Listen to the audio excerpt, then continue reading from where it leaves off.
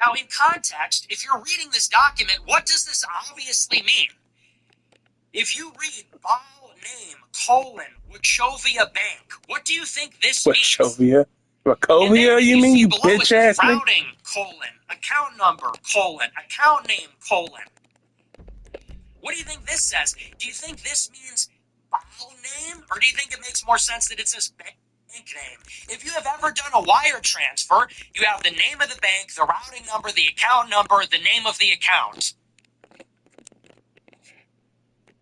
And here's all that information. Wachovia Bank.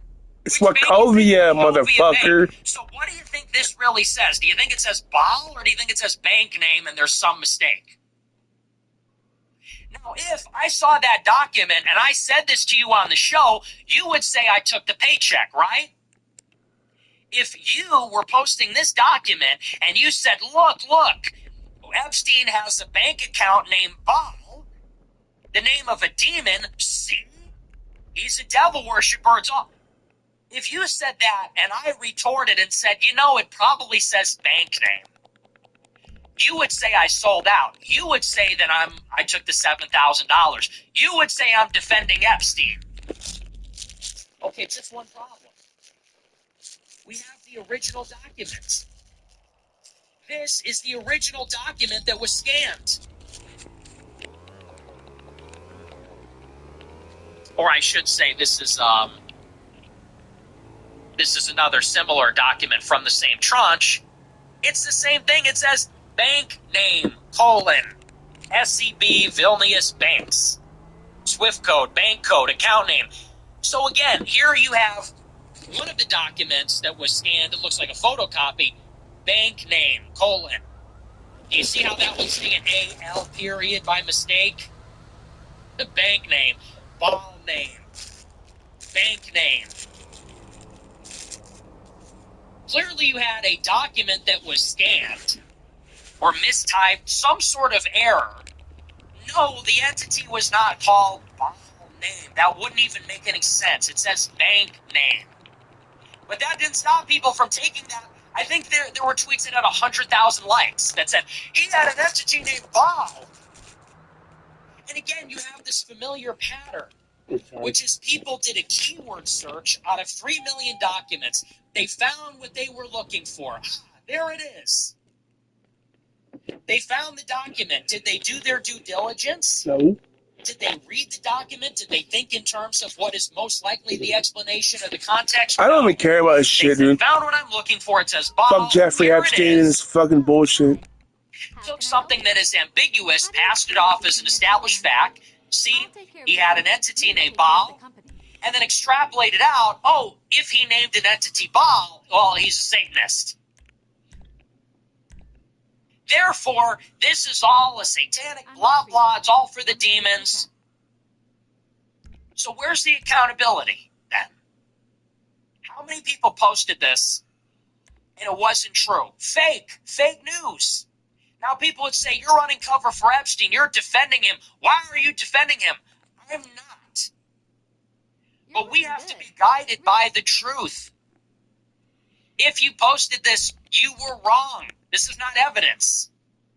We cannot draw conclusions based on faulty premises, based on faulty evidence, based on things that are provably not real. Here's another one. This is Ryan Dawson.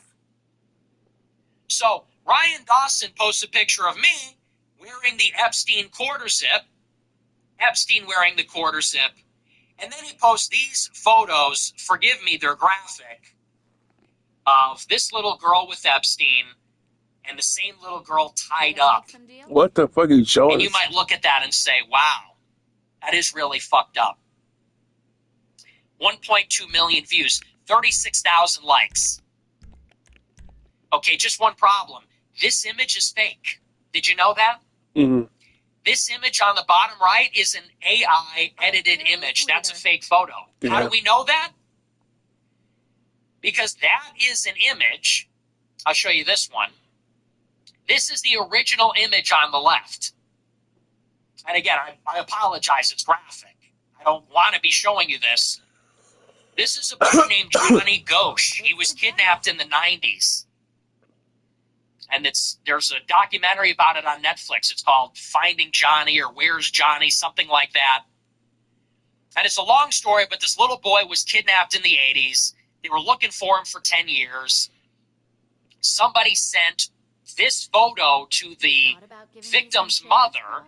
Nobody knows to this day if that's the missing child or if it's somebody else. This is a 30-year-old photo. This is a different photo. This photo has existed on the internet for 10 years. It's the same photo. It's in a Netflix documentary. It's on Facebook. It's on YouTube. It's on blogs going back 10 years. The original goes back 25 years. It's an old photo. This is fake. So he saw this. Oh, here he is with her.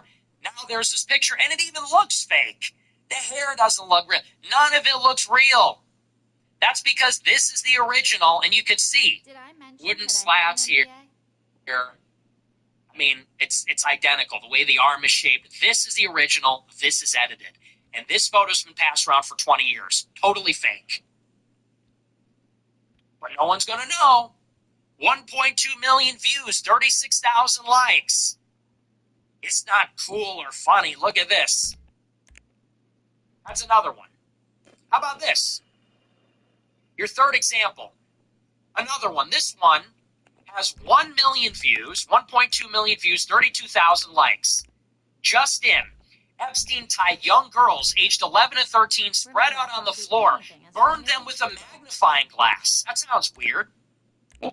Tied 11 to 13-year-olds to the grass and then used a magnifying glass to amplify the sun to burn them. This is one of the complaints. And I'll read it to you if you can't read it yourself. This is a tip to the FBI. It says, residential number called the FBI National Threat Operation to report a viral video of what appears to be Jeffrey Epstein torturing a young woman with a magnifying glass. Martin provided the following information. Martin sent a piece of a video of what appeared to be a young white female aged 11 to 13 with dark-colored hair tied down and naked. The victim is tied to the ground and spread eagle with a man who appears to be Jeff Epstein holding a magnifying glass and burning the victim. Martin described the video as being blurry. However, the male subject appeared to be a very large man with gray hair wearing jeans, a short-sleeved black shirt, and white tennis shoes.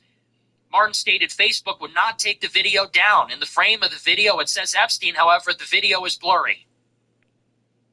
Here's another one. An open-source query of Epstein and magnifying glass video resolved to a tweet from December 9, 2019 of a picture of what appears to be an adult woman naked, tied down, and gagged, lying on the grass. The woman has multiple magnifying glasses on her body. The male subject in the video is wearing jeans, t-shirt, tennis shoes. You get the idea. Well, here's the proposed community note. Shithole. I'll read this one to you. It says the depicted scene is from a BDSM pornography video titled Drea Morgan Stakeout Under Glass, featuring adult performer Drea Morgan, not from Jeff Epstein's files or involving minors. Now, I'm not going to show you a pornography video tonight, but if you Google Drea Morgan Stakeout Under Glass, you will see a porn video. I searched it myself. You will see a porn video of a porn star. It's like a BDSM video of a girl naked in the grass, tied up, and a man is like burning her with a magnifying glass. It's just porn. It's just a regular porn. And I'm not saying like that's great or something, but it's just a porn video. But this is in the Epstein file, and 1 million people plus, because there's other tweets, 1 million plus people are seeing this Epstein tying girls to the grass. They're 11 years old. He's using a magnifying glass to torture them. It's a porn video. It's not Epstein. It's not a kid. It's just a porn video that some idiot saw on Facebook and sent to the FBI and said, I think I found an Epstein file. Fake. Totally fake. Here's another one. This is one you've seen floating around. This is Ryan Dawson. He says, she's 18, quote, Nick Fuentes, and then he shows this picture. Now, this is just a picture of Jeff Epstein with a little girl in his lap and a guy. Well, what's the implication to the 2.3 million people that saw it, 53,000 likes? Well, the implication is that this is a little child who is a rape victim. You know, my claim is that the victims are age 14 to 17. That is what Epstein was into. That's not technically pedophilia. It is, strictly speaking, a different category. He goes, oh, well, Nick says she's legal. Here's a picture of Epstein with clearly a prepubescent girl. Well, it would help to know who this guy is. Do you know who this person is? You might say, oh, he's one of Epstein's clients. This man's name is Glenn Dubin. Okay, same guy. See this guy in the background? Same guy. That is his daughter. That is Jeffrey Epstein's goddaughter. Jeffrey Epstein used to date this guy's wife. They're close friends. They do business together. This girl is this guy's daughter. She is Epstein's goddaughter. And here it is on Wikipedia. Okay? He was friends with Epstein. That was his goddaughter. So what do you think is happening here? Epstein certainly is a sex criminal, belongs in jail, belongs in hell. But is every photo of him with a girl necessarily mean he's involved in sex in that photo? No, I don't think so. He's still a person with friends that have families. This is not evidence of anything. The only thing this is evidence of is that he spent an afternoon with his friend and his goddaughter. Okay? That's what is happening in this photo. But, of course, the insinuation, oh, well, she's a rape victim. She's clearly not 18. You're making it fake. And you've seen this everywhere. You've seen all of this stuff everywhere. This is all fake. The ball thing, fake. That picture of the tied-up girl, demonstrably fake. It's AI edited.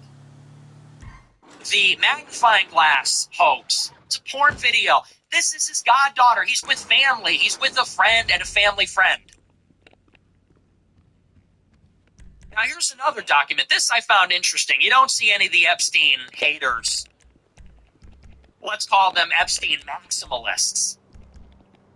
You don't see any of the Epstein maximalists posting this one. This is from Antunes. He says, a girl presents a different narrative describing Jeffrey Epstein as an awesome man. She says she faked her ID to appear 18, claims every girl was comfortable and loved him. This is a report from one of the victims. I'll read it to you because, again, you can't really read it, and it's hard to zoom in here. Let's see if I can zoom in. It says, a friend of one of her friends couldn't tell you who this friend was. She said, would you like to make a couple dollars? Let's call her Jane Doe. Jane said, sure. She said, I know this Jeffrey, and I bring girls there, and he likes massages. Fuck it, bitch. She inquired about her age, and she said, make sure you tell him you're 18. Also stated she had a fake ID. She said, sometimes he likes topless massages, but you don't have to do anything you don't want to do. You get $2 in 30 minutes. What do you think about your age? She said, because I was underage and I was young, and I was pretty stupid, and I didn't want to get in trouble. She said she had a fake ID saying she was 18. Make sure you're 18. Jeffrey doesn't want underage girls. She gave Jeffrey Epstein her number, and after the first time, Jane communicated directly with Epstein. She said it was up there, and then something, and went upstairs. She left after 5 minutes. The first time, Jane gave him a massage. So-and-so had said he liked topless massage. I already liked topless massages, and he said, yeah, but you don't have to do anything you're not comfortable with. And I said, okay, and I willingly took it off. Shoulder, back, and neck massage she provided to Epstein. They talked about her lifestyle and what Jeffrey Epstein did for a living. Epstein was fully clothed. He said, wait a second, that he was going to get on the massage table. He got undressed and put a towel around him. She didn't see anything. They always gave her the money. She paid so-and-so and so-and-so when they first walked in the door. Everybody always got paid $200. Epstein said he would like to see her again, and from what she remembers, Epstein asked her for my number, and she gave him her number. She was wearing a shirt and jeans. She started to do the massage. She said to Epstein she had heard he liked topless massages, and of course he thought she was 18. Epstein said, yeah, that he did prefer that. She said, okay, who wouldn't? She gave Epstein a topless massage. He never turned over during the first massage. She was called the next day, took a taxi to the residence. Epstein did not call her. Something would normally take a taxi if she did have her friends take her. Something. Once she had met Epstein, he was a very awesome guy, and she ended up giving him her number. She'd rather go to him on her own. Taxis paid for out of money that she made performing the massages. She used a bunch of different taxi companies. She was living somewhere. Second massage, she went there by herself. Epstein on his stomach, towel over him. She had her top off. He asked me he asked me the whole time, are you comfortable with me doing this? And she said yes. He turned around. This was at the end of the massage. She said that their 30-minute massage, usually even shorter than that Epstein masturbated at the end of the massage. It was like 2 seconds. He didn't touch her, and she didn't touch him. He didn't want her to touch him. Actually, later on, she asked him. She would rub his chest, and she would massage him while he continued to masturbate. He paid $200. Sometimes Epstein would, and sometimes she would pay. The massage ended after he ejaculated, but he did not release every time. Sometimes he just wanted his feet massage or back massage. This is the second part. I don't know if I'll read the entire thing. It's kind of long. She never used a back massager. Yeah, I had a boyfriend. He was a jealous boy. He didn't care. Bring home the bacon. I would bring girls there when she was pregnant. Through a baby shower, he got me furniture and a rattle for my son. He sent her to bring me gifts for the baby. He asked if she had a boyfriend. We talked like friends in our life stories. She probably knew my whole story. She told Epstein she wanted to be a model, and Epstein said he would help her, 16 at the time. Epstein said, I will definitely take you and bring you up to New York because he had models there. She would always turn him down because I was 16. He asked a couple times. He said, I will bring you to New York or Brazil. We could try to fulfill your dreams. And she would always say no because I was young and I didn't want to screw up the 18 thing. After I had the baby, something changed. I was a bad girl. She totally changed. Brought girls 2 times after she had the baby. Epstein and her stopped talking. They each had their own lives. Yes, I was late on my rent. I asked him for like $300. He gave her $500. She can't remember if Epstein was in town or not, but he was not there. He went to Brazil. He had to come back with a whole bunch of bikinis. He gave her a bikini. He told her to choose one. The girl who died recommended a bikini from Epstein. She identified a telephone number. She went over there more than a couple times. She met her through one of some so-and-so's friends. Everybody loved Epstein. Every girl that I bought was fine with it. As far as I know, we all had fun there. We ate the food he gave, free bikinis, nothing about any cops. Hopefully Epstein doesn't find out our age. He always told them, and I told them, you don't have to do anything you're not comfortable. Oh my gosh, I wasn't expecting that. That was kind of weird. We were so young, and Epstein didn't know that the whole thing was shaken up. When I brought them there, I thought they were 18, 19, 20. A couple times I brought 16-year-olds. They were scared to say they were 18. What if he finds out afterward? If he climaxed, they were shaken up. I would say it was okay, and they would say they weren't expecting that. He told Epstein they were comfortable with it. She was thinking, if anything, they were scared. Maybe they felt obligated. Usually the girls I brought one time would see Question, why the fuck is Nick talking about 30 dumb girls shit? taken, never any alcohol or drugs. When she was 16, she smoked pot. Jeffrey always made me feel so comfortable. I thought I was a big girl. I was 18. Everything changed in my life. I got a job. I just stopped. I didn't feel like it was right. She was a stay-at-home mom. She had a beautiful baby boy, worked at LA Fitness, Romeo's Pizza. She told me she wanted to stay home with my baby. She and her were friends, blah, blah, blah. I hope nothing happens to Jeffrey. He is an awesome man, and it is a shame that he has to go through this. I love him as a friend. He has done so much for me. Okay? Now look, what's the point? Yeah, what is it? What is the point of reading through all this? What is the point? Let me be very specific. Let me be very clear. Do it. Why am I doing this? People say. Why am I reading through this? What is the point of all this? Let me be very clear. Let's do it. I am not trying to defend Jeffrey Epstein at all. I'm not trying to justify what he did. I'm not trying to minimize it. I'm not trying to exonerate him. My view on Jeffrey Epstein is that he is a hedonist and an evil man. And what he did was evil. But let's talk about what he did. He groomed teenage girls into erotic massages and in some cases sex. The ages were 14 to 17. Out of hundreds of interviews, thousands of potential victims, this is the age bracket that we get. This is what is proven. This is what is corroborated. This is still heinous. This is still an evil and a heinous crime. Why? Well, if it isn't obvious, because 14 to 17-year-old girls are vulnerable. Especially if they come from a broken home, which almost all of them did. All had money problems, family problems. These are vulnerable young women from a poor socioeconomic background or a dysfunctional family. It's also their age. So women who are immature, psychologically vulnerable, already in a vulnerable position, are being manipulated. That's what that is. It's called grooming. And grooming is wrong for a reason. It's wrong because women have a hard time saying no. Because women are naturally afraid because they're weak. Women are weaker, and there's all sorts of biological and social reasons. Women don't like to say no. And women are very emotional and grow attached, especially young women. And so a young woman who gets turned on to this kind of life is manipulatable. Is she freely choosing? Not completely. Because there is an asymmetry. An older person, a person of means, has an advantage over an immature younger person, a teenager, and a poor person. So Epstein is taking advantage, and that is abuse. These girls are losing their innocence. They're effectively becoming prostitutes for a pimp.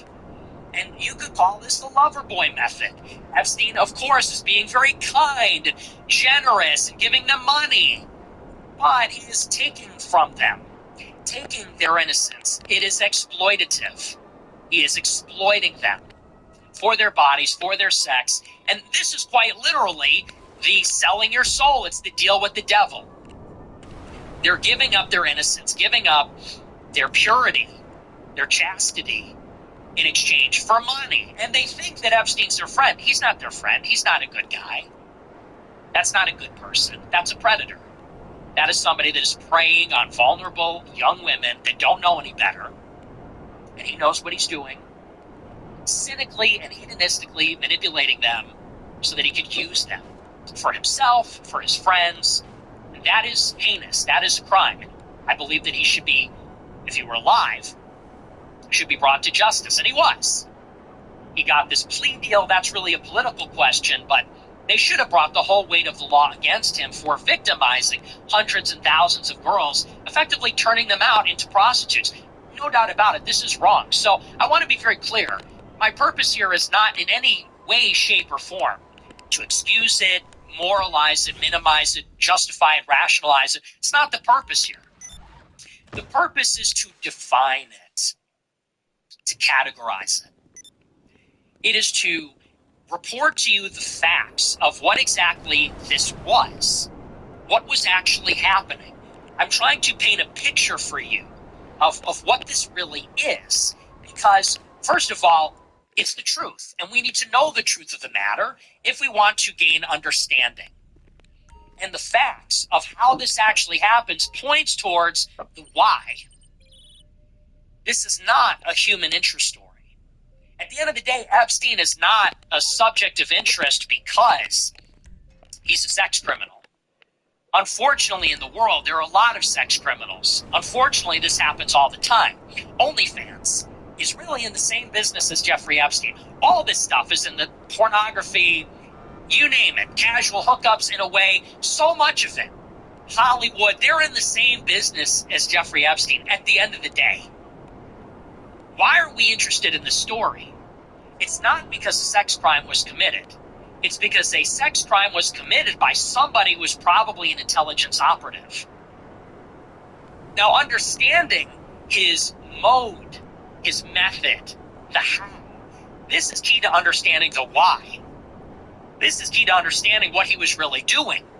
And so the reason that I bring all this information out, it is not to say Epstein didn't transfer money to Baal and, he didn't tie up this little girl and he didn't have sex with this little girl. Therefore, he's a good guy. Therefore, leave. That's not what I'm saying. I'm saying we have to be very precise and rigorous and truthful in how we evaluate this information. We have to be investigators. We have to use a forensic method.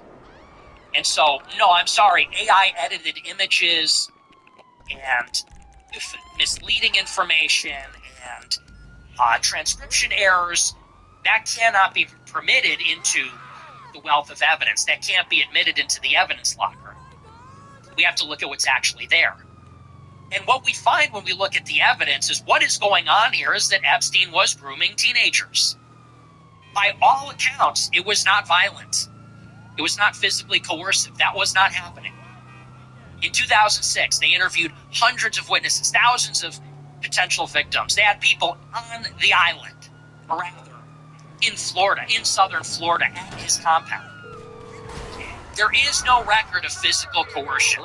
In other words, women weren't being beat up, they weren't being killed, and again, I'm not saying like, hey, it's not that bad. I'm saying that was not happening. The method that Epstein chose is that through Ghislaine Maxwell and through other women, and the reason why you work through women is because women are less threatening than men. If an older woman, even if she's 18, or if she's Ghislaine Maxwell's age, a little older down the line, if a woman approaches a younger girl and solicits her for a massage, it's easier for that woman to gain a young girl's trust. That's why Ghislaine Maxwell was an accomplice. That's what she was doing. And as Ghislaine Maxwell recruited girls, the girls were recruiting girls. Why? Because that was the method. They were going to these down on their luck, vulnerable young women and telling them, hey, listen, we're going to go to this island. He's going to pay you $200. It's nothing weird.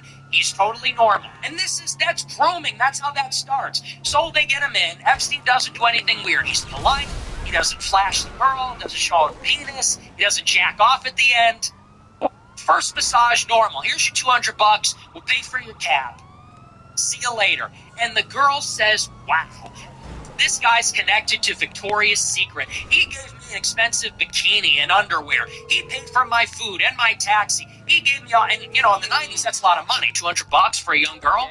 Some other time. She goes, wow, he's somebody. This is maybe the most important person I know in my life. I can go places. So she comes back again. This time he shows his penis, Wants her to take her top off. She goes, oh, okay, I'm here. She feels indebted, pressured. Hey, dude. This is the method. And then you have these girls that are hanging in and around the complex. And they go on the private jet. How's about we go on the island and come to New York and come to the Florida, whatever. And Epstein's girlfriends are part of the harem, and then they're being shared. They're being trafficked, prostituted out for the other men. This seems to be the means. This is the method.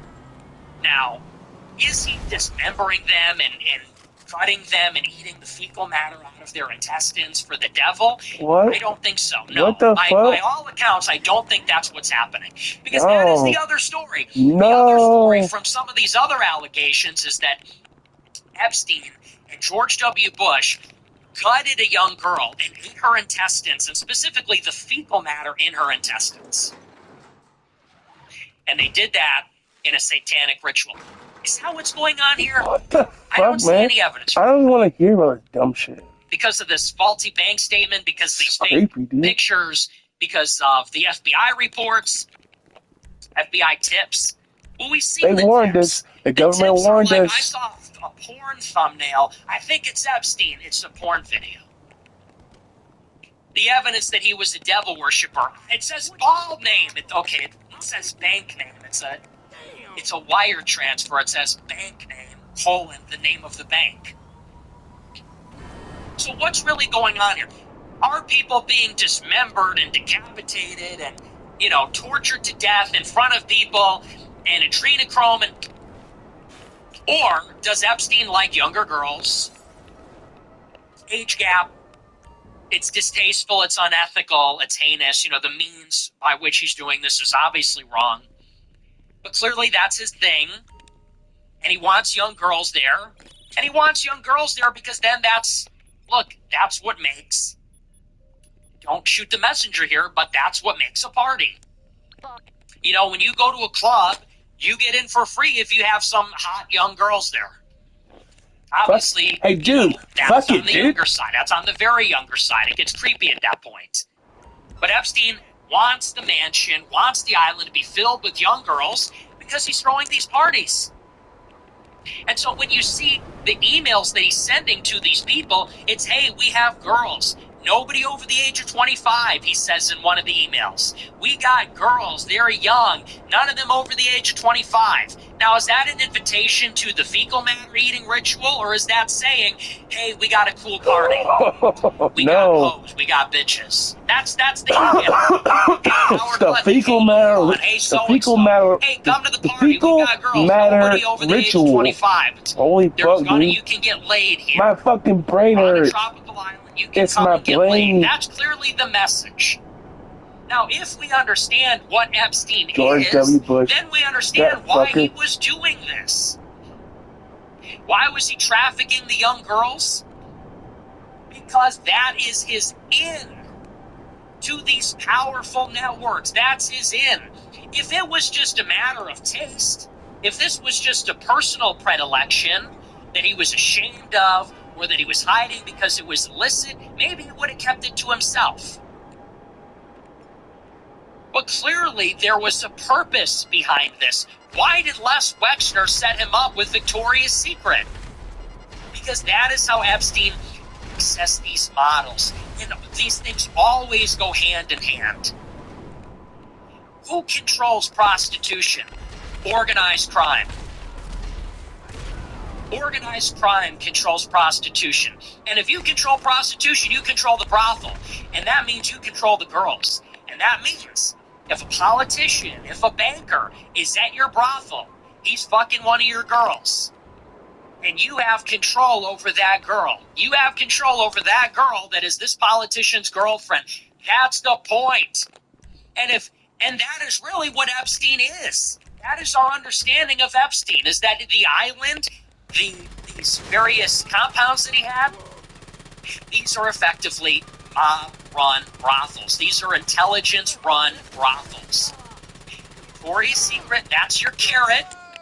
We want to get these young girls. How do we get them to do the massages? How do we get them? Well, we offer them this glamorous life. I can introduce you. I can make you a model. You're a beautiful girl who's broke. I can make you a model. And then you understand this is really just like Harvey Weinstein. And don't get me wrong, it's not to victim blame, but the girls, on some level, even though, again, they're being taken advantage of, they are making a choice. They are going to this place, taking the money, doing something they know is wrong. It is all very glamorous in the moment. And, you know, that was Harvey Weinstein, too. I'll make you a movie star. You have to sleep with me. This is Epstein. I'll make you a model. Sick of my kid. You have to massage this guy. You have to massage that guy. It's And the back in your girls, mouth. again, they are being preyed upon. I do believe they are victims. But there's also an element of choice in there, too. They're coming back. Let me take the money. Oh, this is a powerful guy. I do want to be a model. I'm chasing the dream. I'm just doing what it takes. Huh? Let's not be naive. This is human affairs. This is what happens in the course of society.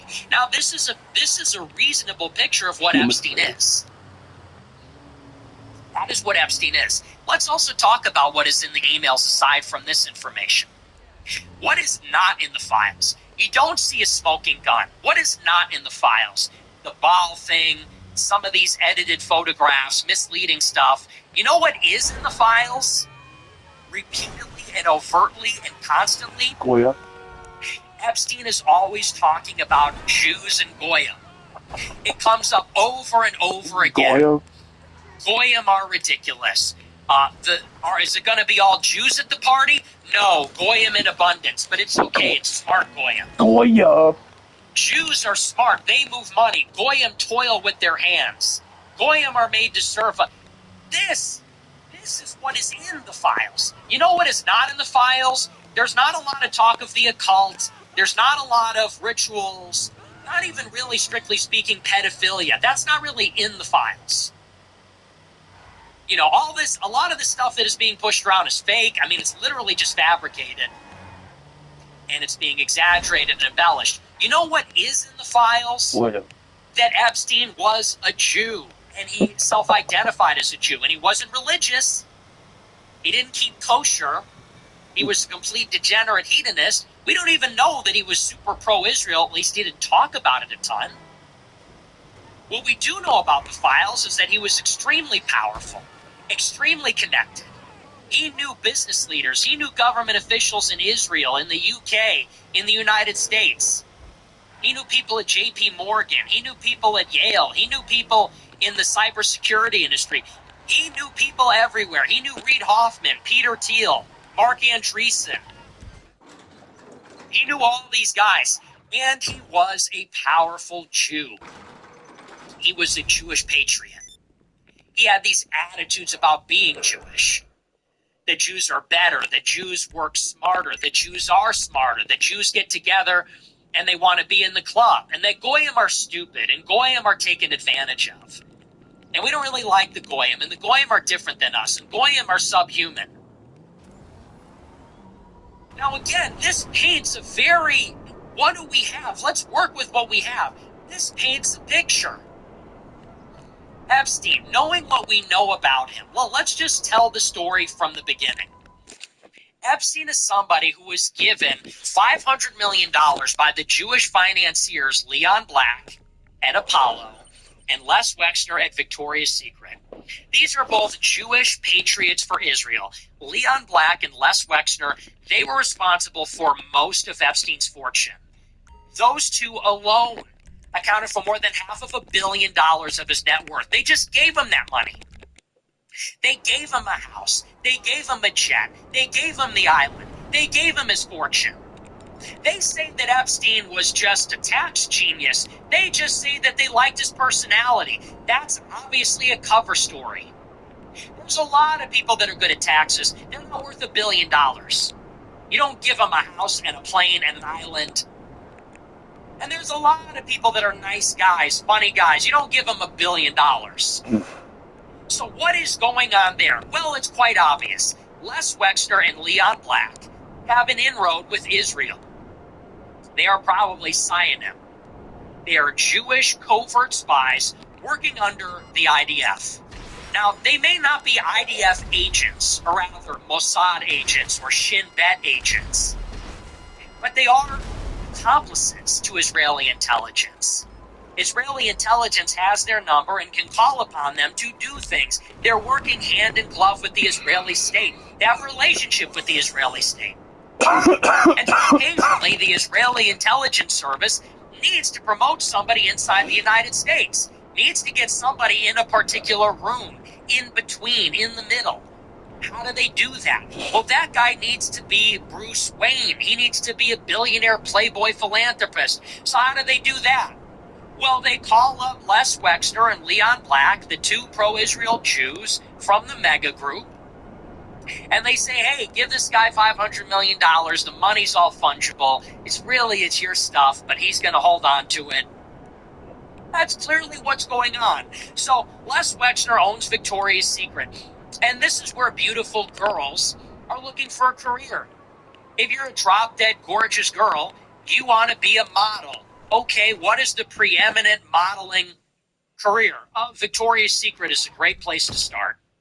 So this is where they start getting the girl. Again, it's all part of this machine. Epstein grooms the young girls, promising them this life of fame and fortune. They willingly go along. Now, they're being groomed and they're being manipulated, but they're going along with it.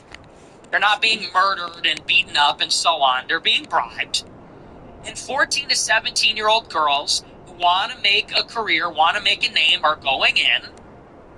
Epstein's indulging himself, and he's sharing in the harem with the powerful people. And this is how he either endears himself to powerful people, come to my island, we're having a crazy party with girls, or potentially how he blackmails them. And Bill Gates, it'd be a shame if people found out you cheated on your wife. This is how they operate. Now, as we've said, Epstein is, I don't believe it's convincing that he's some occultist, devil worshiper, who's gutting people and just is like a real sicko for the sake of being evil. He seems like somebody who is a Jewish patriot. And what does it tell us about our society? That somebody like this is able to rise through the ranks. This is how they talk when they get together. When J.P. Morgan and Andreessen Horowitz and the Israeli government and Goldman Sachs, when all these different groups get together and they talk over email, they joke and they kid and they are vulgar like the rest of us, but this is how they talk, like they're all in a big club. Are there going to be any stupid goyim at the party? Oh yeah, goyim in abundance, but it's okay, they're not dumb ones. I hope it's all Jews at the party. Jews are smarter than everybody. That's what this is, and that's what it tells us about our society.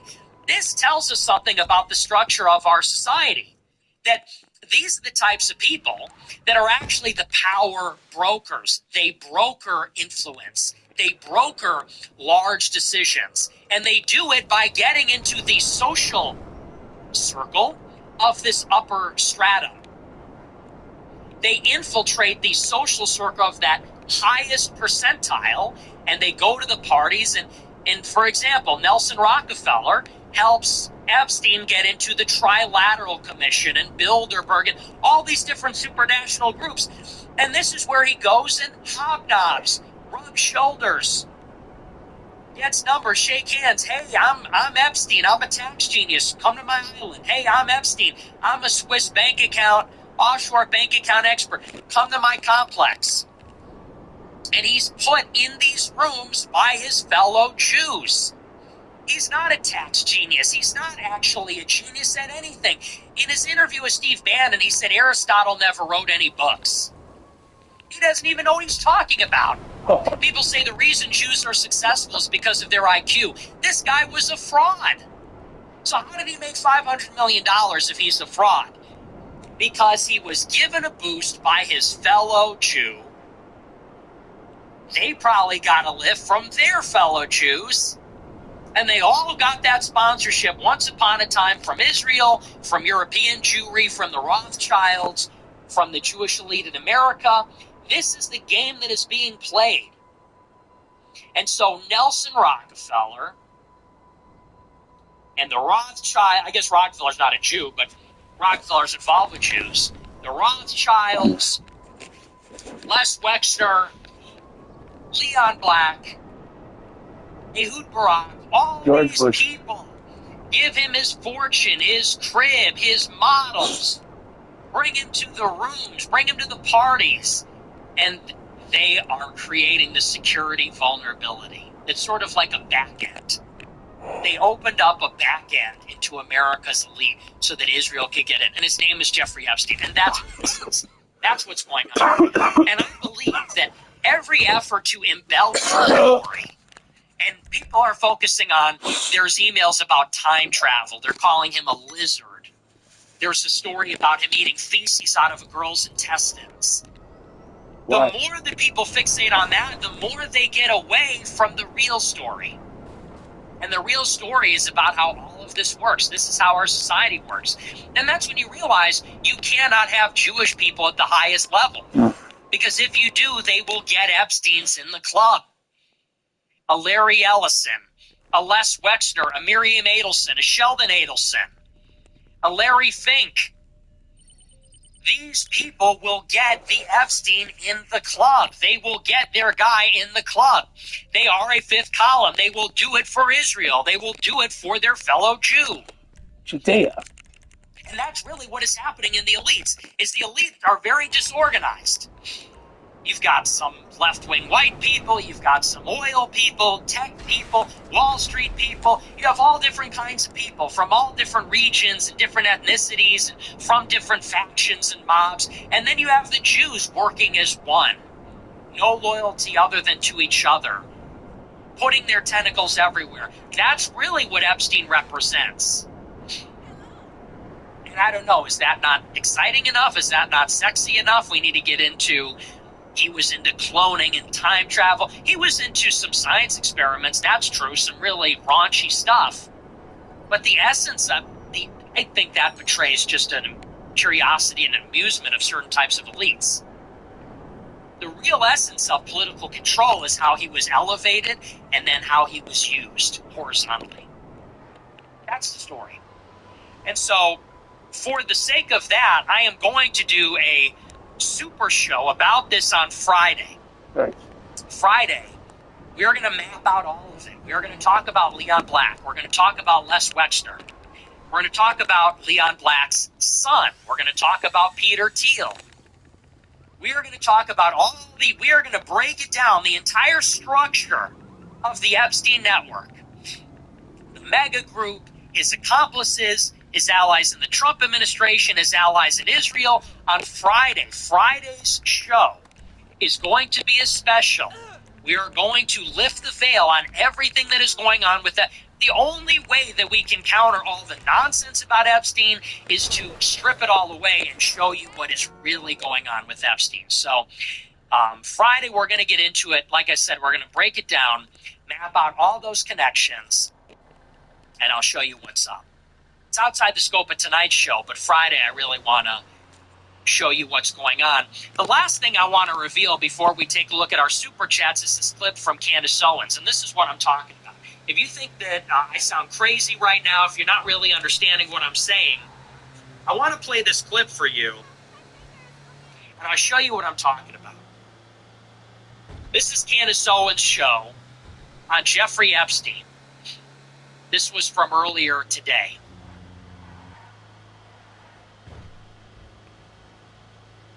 And I'm going to pull it up on the screen so you can see it.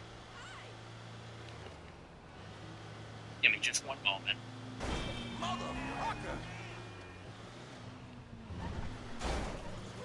Because I want you to see, this is the divide that I'm talking about. And we're going to back it up a little bit here. So, this is from Candace Owens' show. Already has 1.1 million views, streamed 7 hours ago. She says, ball so hard, like niggas in Paris. Ball so hard, she says. Again, debunked.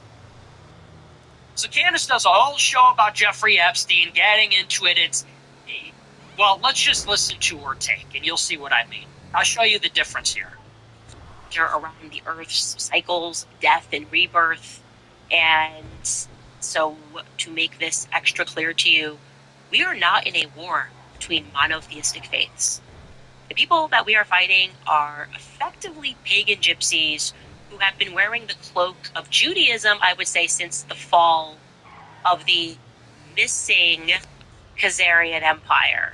The Khazars were a nomadic Turkic tribe who adopted Judaism in the 8th century. Now, Freud, this part is important. We're going to get to what's in Epstein's emails because, man. Okay. Now, she's been saying this for years. She buries the lead. She doesn't like to say this a lot, I think, because it makes her look bad. But this is the other side. This is what I'm talking about. I'll play it again. Are effectively pagan gypsies. So, to make this extra clear to you, we are not in a war between monotheistic faiths. So what she is saying is we're not in a war between Christians and Jews and Muslims. What are the monotheistic faiths? Christianity, Judaism, and Islam. She says we are not in a war between Christians and Jews, is really what she's saying there. Why doesn't she want to come right out and say that? Can you tell that she is being evasive there? She's being suggestive. She's not saying, hey guys, it's not about Jews. It's not about Christians and Jews. She says it's not a war of monotheistic faiths. Well, that's sort of like an evasive way to say it. That's sort of an indirect way of saying it. So it's not about Christians and Jews. What is it about? The people that we are fighting are effectively pagan gypsies who have been wearing the cloak of Judaism, I would say, since the fall of the missing Khazarian Empire. Khazar. She's such a retard. Were a nomadic Turkic tribe who adopted... A nomadic Turkic tribe. A nomadic Turkic tribe. You ever notice how she does that with all of her sentences? It's like, Candace Owens, like that's how she always talks. Everyone's saying Candace Owens, like she's always doing. It's always very theatrical. Constant, like, She's like hanging on her own every word. She loves the sound of her own voice. She's got to drag it out. She's hanging on the edge of her own every single word. Let's back it up. I can't get over the delivery. A nomadic Turkic tribe. The Khazars were a nomadic Turkic tribe who adopted Judaism in the 8th century. Now, Freud, this part. Okay. So it's not a war between Christians and Jews, she says. We are fighting pagan gypsies. It's not Jews. It's not Judaism. Pagan gypsies. The Khazarian mafia. The Khazarian tribes from Central Asia. The Turkic tribes from Central Asia. Nigga, that went west. She says, that's the real problem. The Khazarians. And this is part of her wider view, which is that these Satanists, these pagan gypsies, in her view, they've infiltrated every religion. They've infiltrated Islam, they've infiltrated Judaism, they've infiltrated Christianity. What the hell? She says so. Not only is it not a battle between monotheistic religions, which are completely arbitrary.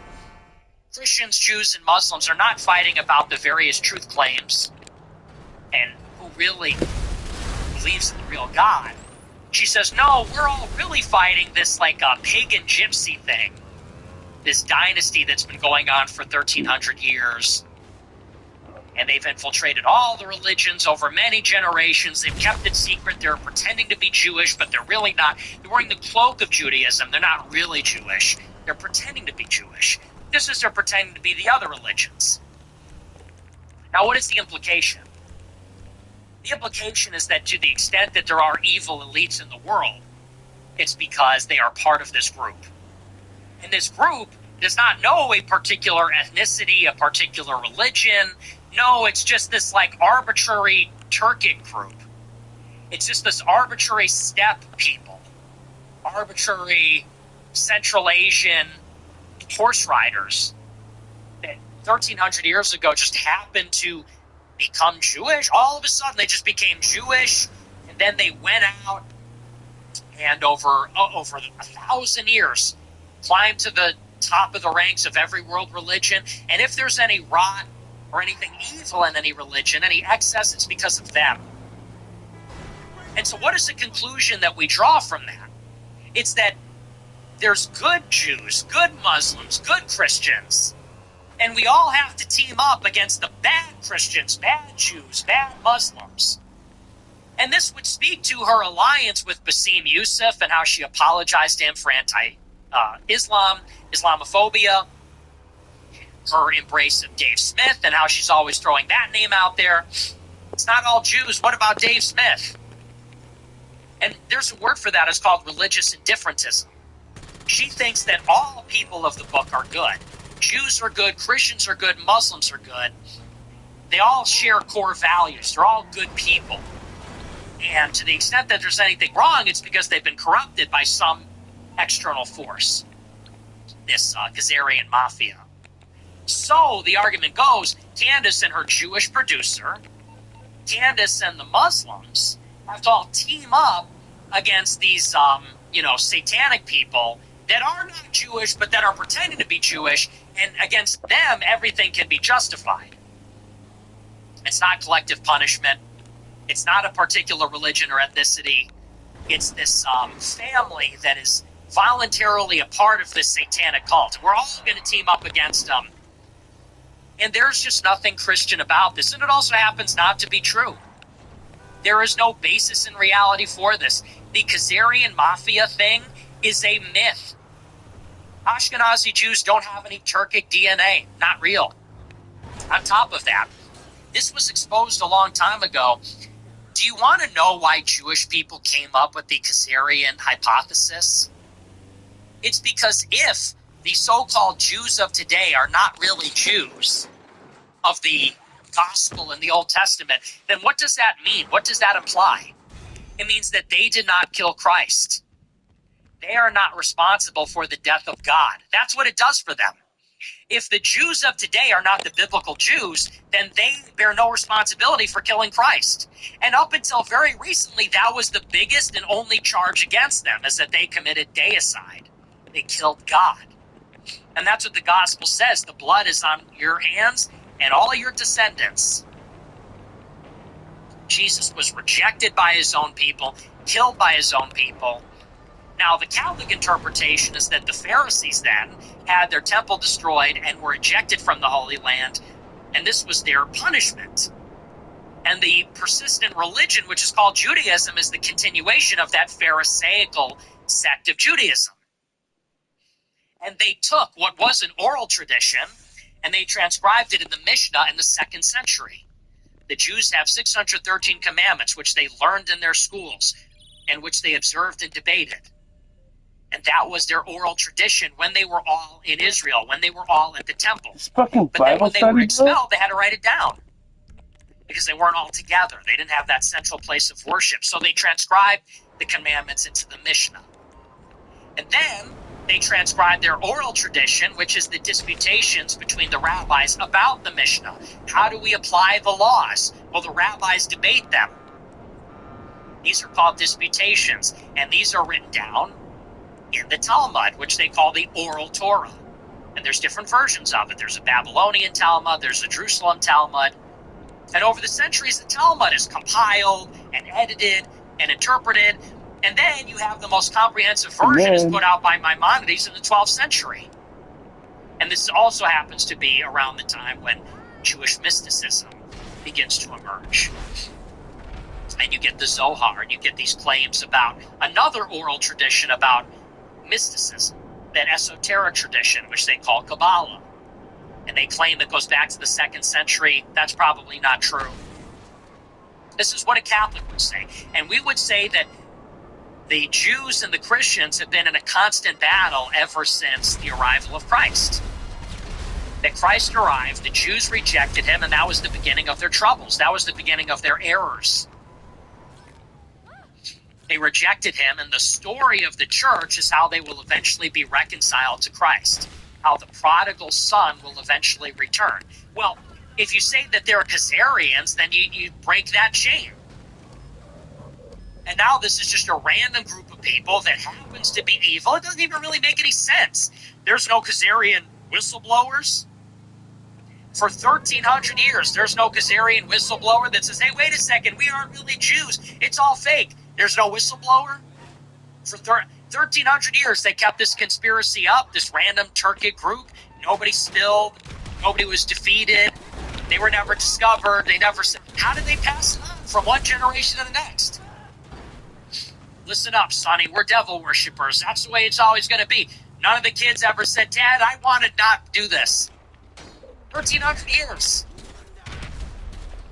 And now they say, well, it doesn't matter what religion you come from. There's good Jews, good Christians, good Muslims. We're all fighting the satanic thing.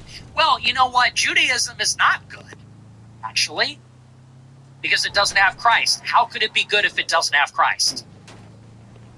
See, now you're going against the Bible. Because the Bible says there is no path to the Father except through Christ. The Jews don't have Christ. How do they get to the Father? How does the Holy Spirit communicate with them if they have actually rejected the Son? It's not that they don't have him. They have obstinately and stubbornly rejected the Son. How do they have him? How do they have him? They don't. So she wants to preserve this idea that there is such a thing as a good Judaism. There is a good sect of Judaism. And therefore, the followers of Judaism are people that happen to be Jewish. Well, you know, they're fine people too. And I would argue that as long as they're not Christians, they're never going to see the breadth of the problem. They're never going to see, actually, the depth of the issue here. And they're never going to know the truth.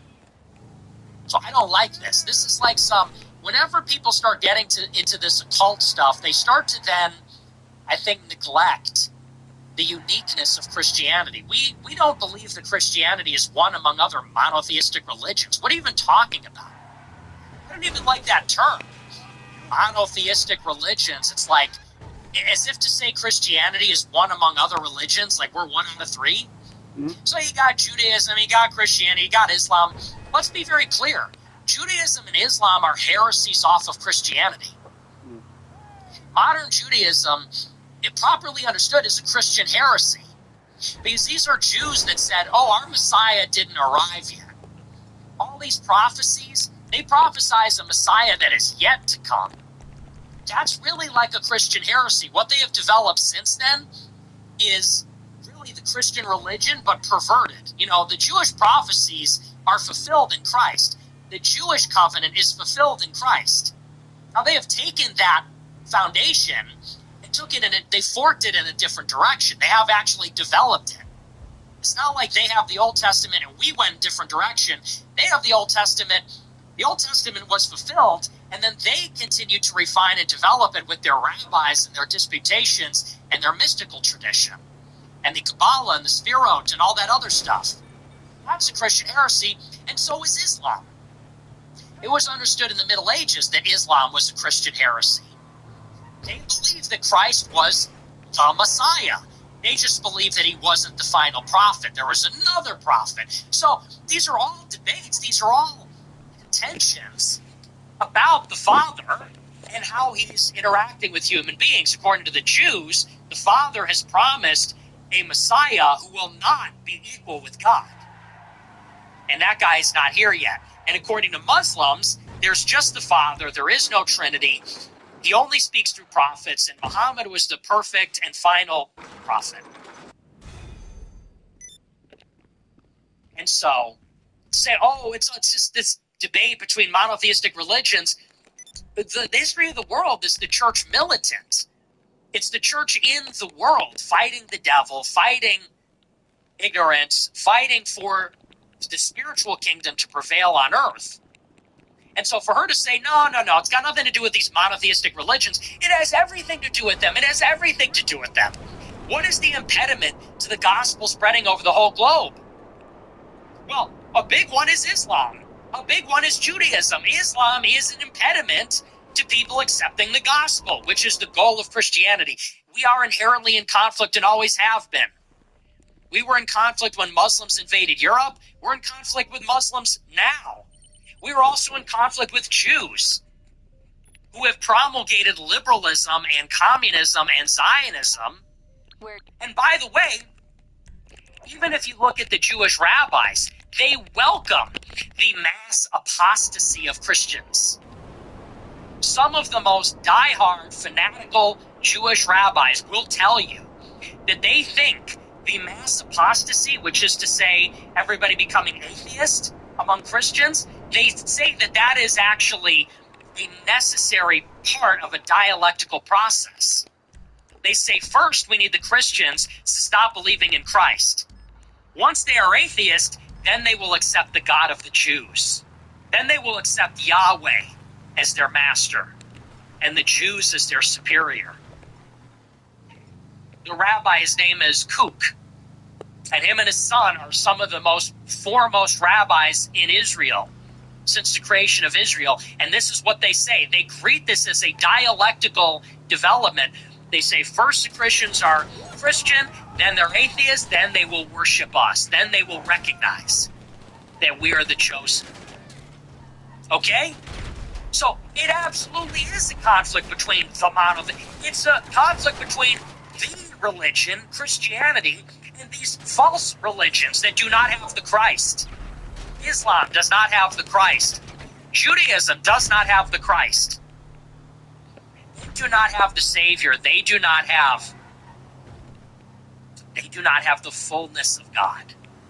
They don't have the fullness of God's love in the sense of how they perceive God. Of course, everybody's loved by God, but that's not a part of their tradition. That's not a part of their system.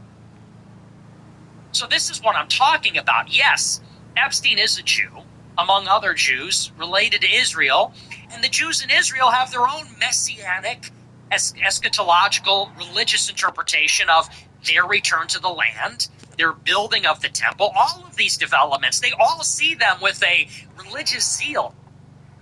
Netanyahu's in a coalition with people who believe in greater Israel. They think they're going to build Israel, build the temple, and the Messiah will then sit on the throne in the third temple. That's what they believe.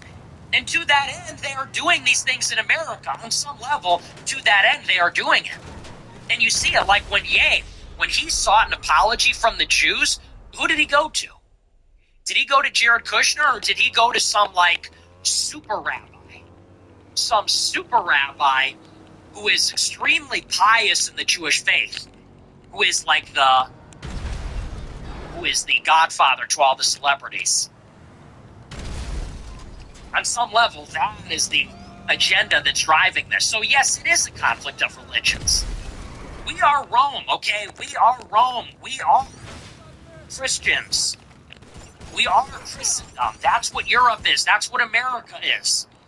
We are the civilization that has evangelized the world. We, as far as we know, we are Christendom, okay? St. Peter took his seat in Rome for a reason. And now you have the triumph of Israel over the new Rome, America. This is not just symbolism. This is reality. So to say that, oh, it's not really about Jews and Christians, that's fake. It's about the Khazarian mafia, this arbitrary Turkic steppe horde that infiltrated all the religions and has this like dynastic Satanism, and they're everywhere, and they're doing these things that no one can prove, and blah, blah. We got to team up with all the good people from all the religions. That's a load of fucking horse shit. So this is what I'm talking about when I say there are two Jeffrey Epsteins. And there is one Jeffrey Epstein that is a Jew in the service of Israel, doing things that we all sort of understand. And then there's the other Epstein, which is part of this occult conspiracy theory that the world is controlled by lizard people, the world is controlled by Nephilim and Khazarians and transgenders and all this other kind of stuff. And you see how the goal of the latter is actually to divert you from the former. They want to get people fatigued. They want to distract, overwhelm, and fatigue people with crap. They want to hit you with lizards, time travel, psychic children, secret transgenders, deep underground military bases, weather machines, satanic dynasties. They want to get you with all that. So you take your eye off the ball. And the reality, arguably, is more mundane, but it is real. And in the end, here's the irony. People will say, hey, you're the shill. You don't believe in lizard people and psychic kids and time travel. In the end, those people, when they bring it home, they're going to say, hey, and it was never about the Jews after all. You think those are the purists? You think those are the fanatics? You think those are the people that are the most woke? In the end, they exonerate the Jews of deicide.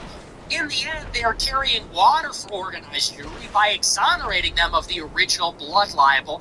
That's the original Holocaust. What does Holocaust mean? Burnt offering. What is Christ? An offering. The final and the perfect offering to God. That's the original sacrifice. So, you know, once you posit this easily disprovable stuff about the Khazarians, blah, blah, you exonerate them and you make it about something else, and then you're just in wacko land. So, Jacob Frank and these Turkic steppe hordes infiltrated every religion, and you know, they use the Star of Remphan, and blah, blah, and now they're doing adrenochrome, and they have Baal on the bank statement, and it's like we're really just kind of fishing for anything, throwing everything at the wall that can stick in the end, because they do not want to reject individualism. You know, they can't make that work when they're saying that there are good Jews like Dave Smith, so it can't be the Jews. Well, it is. And, you know, Dave Smith, in the end, let's say this Epstein stuff created a ton of anti-Semitism. And people were saying, we're going to take power from Jewish people. Like, do you think Dave would be in favor of that? Do you think that Dave would be like, yeah, let's take the billions from the Jewish billionaires? Do you think he'd support that? He wouldn't. I wouldn't expect him to. So, anyway. that's that. That's just a little discussion on the whole Epstein phenomenon. We have to be better. We have to be rigorous in our methods. We have to be factual. We can't lose sight of the deeper truth, the theological, political truth of our reality, which is that it is the synagogue and the church, and it always has been. It is this controversy that goes back 2,000 years of the God-man. Behold, a man. Here he is. You know, this man that rose from the dead. What do we do with this? Muslims say it was a body double. Jews say it's some sort of trick. Atheists want to pretend it never happened. They don't want to deal with it. It is the conflict over this. It is a conflict over the Christ with the Jews, the Muslims, the rest of them. That is the central conflict.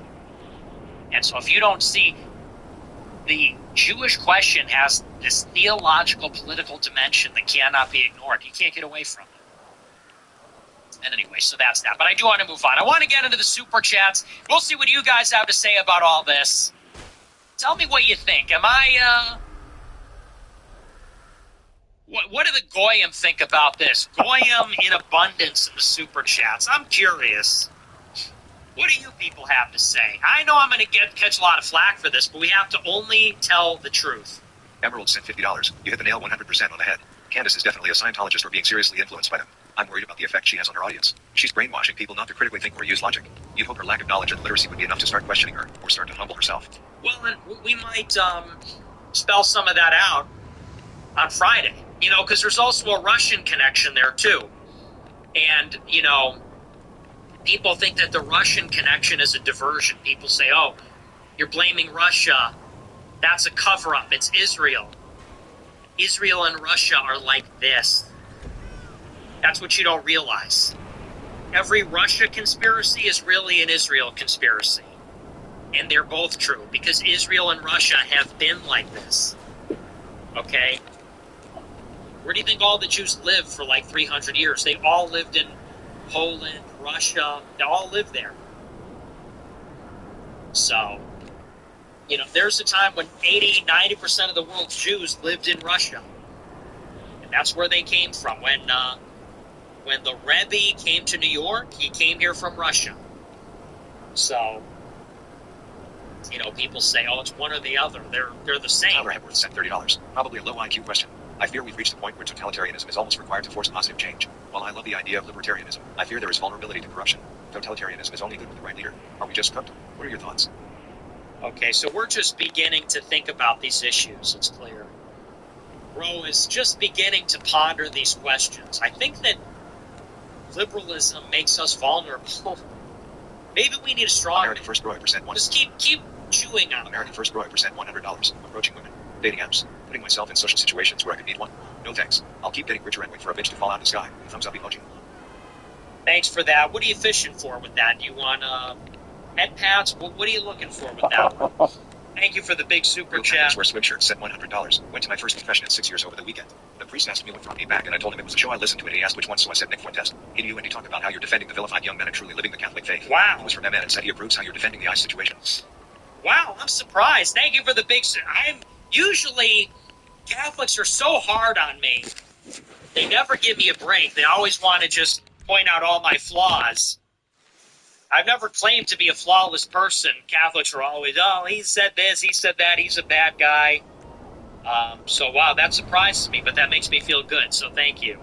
And I'm glad to hear you went to confession. Good for you. Dusty will sent $20. Jake Shields. He thought it was raped on the island. Dude, literally. It's literally... Epstein Island and the Holocaust are like the same thing now. You know, with the Holocaust, they said lampshades, bars of soap, human chess pieces, and masturbation machines. Now with Epstein Island, they're gutting women and eating the fecal matter out of their intestines. They're eating people and doing time travel. They're cloning human beings and making them transgender. It's like, how do you not realize this is the same thing? And it's like, I'm not an Epstein Island denier. I'm just saying it wasn't 6 million. I'm just saying there weren't any human chess pieces. You know? So, yeah, it's literally the same niggas that are making Holocaust jokes every day now want to clutch their pearls about Epstein Island. It's like, you do realize that okay, maybe 6 million people weren't killed, but lots of people were murdered in the Holocaust and had their stuff taken and were probably raped. And you joke about that all the time. It is actually quite insensitive, because that is an atrocity that happened, and people starved to death and got typhus, and some of them were shot by firing squads, and they were labor camps, and it was brutal. And you joke about that all the time. That's pretty insensitive. Now, I make a joke about, like, girls go on a casting couch, and people go, what the fuck? Well, are we trolls, or are we moral fags? Are we trolls, or are we moral fags? You must choose. Call it. Are we trolls, or are we moral fags? I'm a troll. Born troll, die a troll. I'm a moral fag. So, these are just NPCs. You're finding out that these NPCs never had a sense of humor. It used to be funny to just troll everybody and say, like, hey, Hitler did nothing wrong. 6 million? I don't think so. That used to be funny because people would get mad. Now, like, the NPCs caught on, and now they just use it to, like, reinforce their morality. They're like, Hitler was base because he would kill pedophiles. Good guy was good because he would stop the bad people. It's like, okay, so you're just using this to reinforce and validate a moral point of view. That's not funny. That's not challenging. You know what's Chad? I'll tell you what's Chad. Eating your vegetables and going to bed at a reasonable hour. That's what a real Chad does. It's like, dude, Chad is funny because he's carefree. Chad is funny because he's doing things that are ridiculous. Like in the old days, you would say, the Chad eats like garbage and doesn't care and is fine anyway. The Chad Trump eats cheeseburgers and lives to be 100. The joke is like the carefree guy has the better outcome. It's funny. It's ironic. It's absurd. It's a subversion of expectations. Then Chad Why am I fucking black screen, bro? What's really Chad? When you have a traditional wife and you have 10 white children and eat homegrown vegetables. And it's like, that's not funny. You're just saying, like, you're just expressing approval for a lifestyle. You're just saying the thing that I like is good. This cultural symbol for goodness, I'm applying it to this thing that I approve of. So, long story short, fuck Goyim. Okay? Fuck Goyim. I fucking hate stupid Goyim. They ruin everything. It's like remember the NPC meme? The NPC meme. What's the joke? The joke is that most people are not capable of critical thinking. Why am I fucking black screen, and so they will tend to be repetitive. They all say the same thing.